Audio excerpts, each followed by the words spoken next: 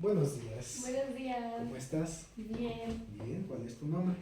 Me llamo Kenia. Kenia, ok. ¿En qué grado estás? En primer semestre de preparatoria. Ok, bueno, hoy me vas a ayudar para hacer mi clase nuestra, ¿va? De nivel secundaria.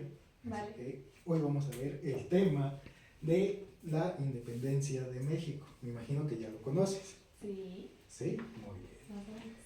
Ok, a ver, antes de empezar, platícame un poquito sobre qué es la independencia.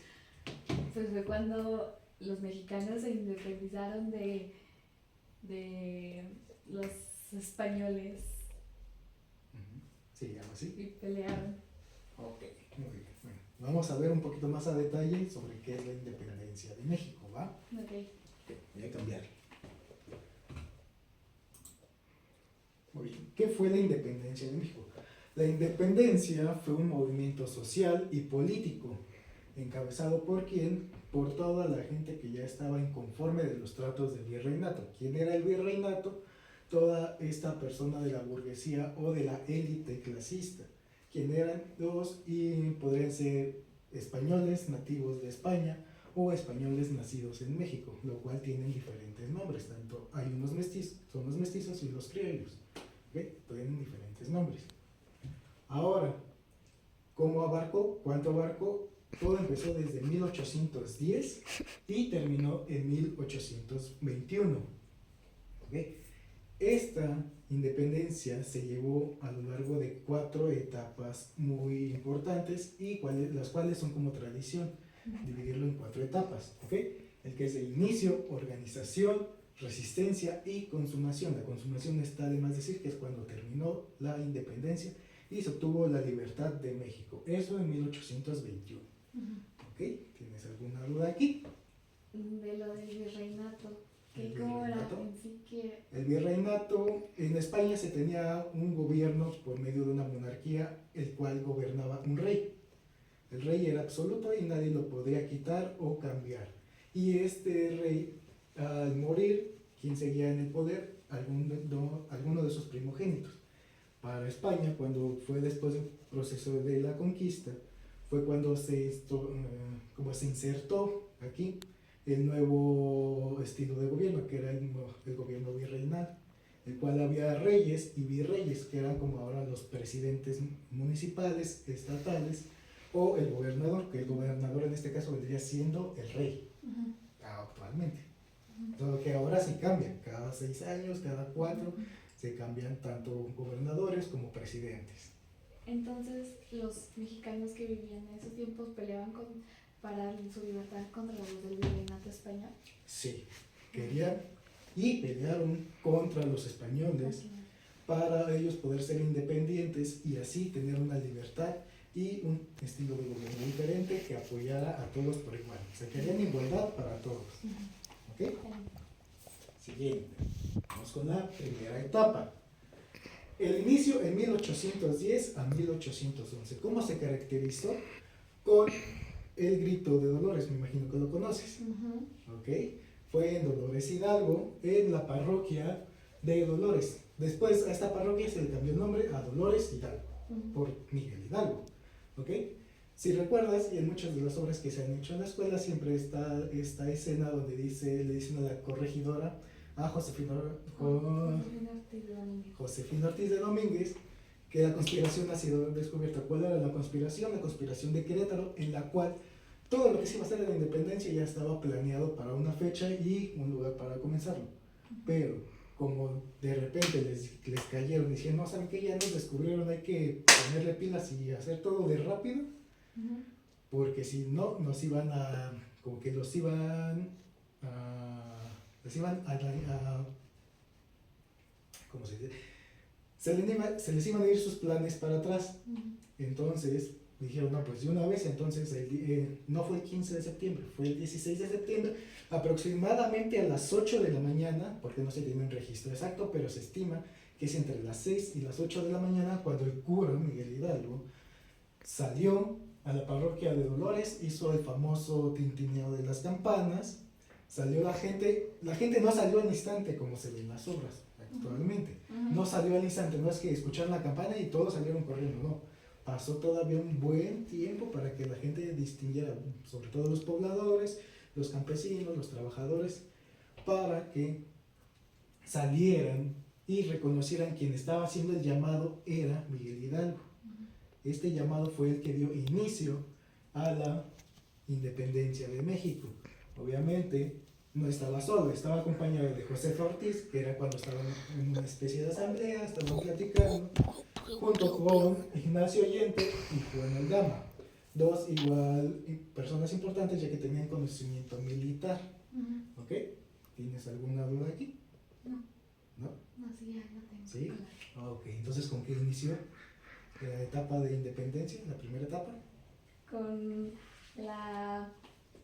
lo de cuando descubrieron el fraude, bueno, no el fraude, ¿cómo se dice?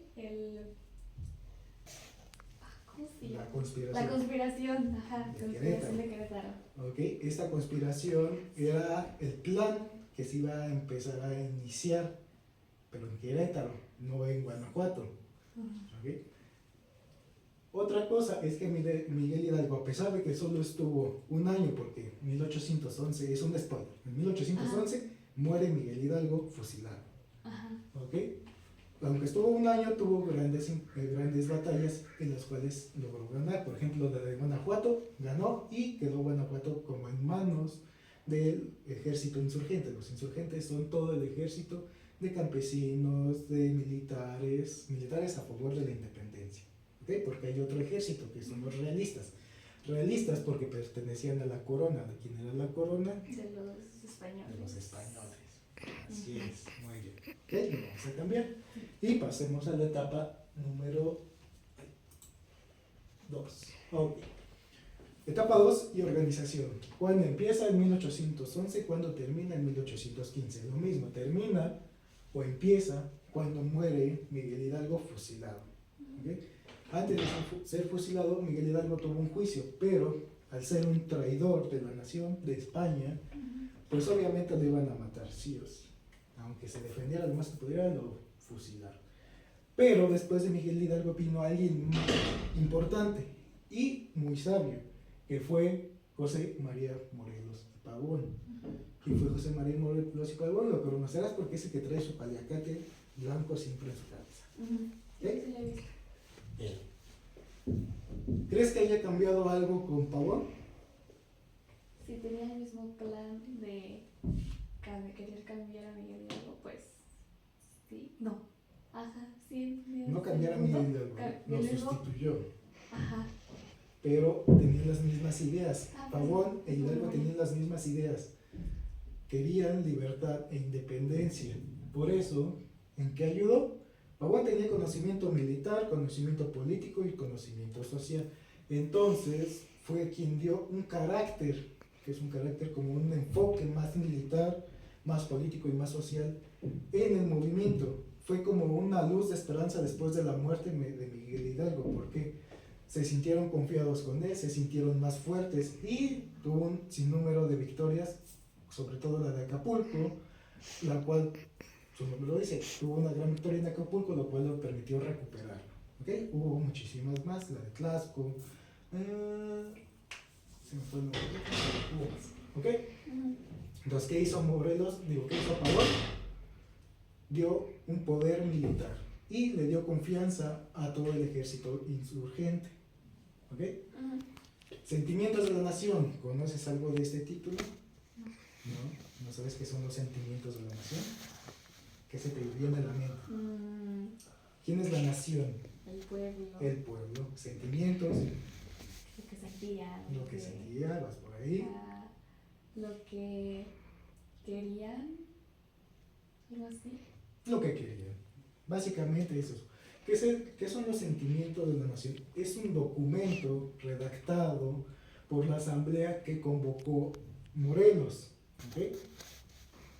En Anáhuac en 1813. En 1813 Morelos convocó como un congreso para que se redactaran los sentimientos de la nación. ¿Qué es los sentimientos de la nación? Es como un pliego petitorio de lo que pedían. ¿Qué es lo que pedían? Libertad, trato por igual, dejar un poco la jerarquización y la división de poderes. ¿Ok? Seguimos, ¿va? Sí. Ok. La división de poderes, porque querían dividir el poder no solo en un rey, sino en diferentes poderes, como lo que tenemos hoy. El poder ejecutivo, legislativo y judicial. Muy bien. Ahora, la Constitución de Apatzingán de 1814 es básicamente los sentimientos de la nación, pero ya construido como una constitución. Esta lamentablemente nunca se llevó a cabo. ¿Por qué? Por seguir con las guerras, nunca se logró terminar. ¿Ok? No es como si se hubiera llevado, como si se hubiera establecido. Ya ves que actualmente cuando hay leyes o reformas, pues nos dicen en Face, en TikTok, en todos los medios nos informan de que se reformó tal ley. Pues aquí se iba a hacer algo similar, pero como estábamos todavía en tiempo de guerra, no se tomó en cuenta. Pero es considerada la primera constitución de México. ¿Ok? Muere Pavón por medio de un juicio, tuvieron su juicio, pero muere lamentablemente. ¿Ok? Igual, trató de defenderse, obviamente es siempre diciendo que él hacía lo correcto. ¿Ok? Y para ello, antes de morir, escribió una carta a su hijo, el cual nos dejó la frase, creo que muy importante de México, la cual dice: morir es nada cuando por la patria se muere. ¿Entendemos un poco qué quiere decirnos? A ver, ¿qué nos quiere decir? Que morir no importa si es para defender algo, tu pueblo o tu libertad, algo así. Exacto, algo así. Morir es en vano, no es lo mismo que morir por nada. Entonces, él no murió por nada, él murió dejando su legado. Esta frase es uno de sus legados. Y aunque murió y sí hubo unas consecuencias negativas, la gente siguió continuando gracias a lo que él nos decía y a lo que quería demostrar. ¿Ok? Ya casi terminamos, solo nos faltan dos. Ok, resistencia. ¿Qué pasó con la resistencia? Te lo voy a resumir porque se nos acabó un poco el tiempo. La resistencia, su nombre lo dice, fue como que el esfuerzo máximo que hicieron los insurgentes contra el virreinato, porque después de que muere Pavón, pues sí, como que todo el ejército insurgente se decayó, perdieron a su líder, y entonces se sentían tristes, desahuciados, se sentían desprotegidos, porque ya no tenían a su cabecilla, ya no tenían a su líder. Entonces, ¿qué es lo que hicieron? Después de que muere, hubo entre guerrillas, o sea, de todo el ejército insurgente hubo división como de ejércitos.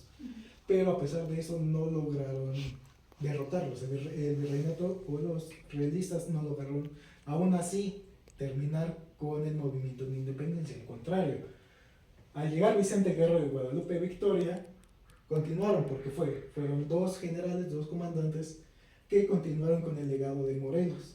Entonces, a pesar de que hubo bajas, tanto de los insurgentes como de los realistas, gracias a Vicente de Guerrero y Guadalupe Victoria, ellos pudieron continuar todavía.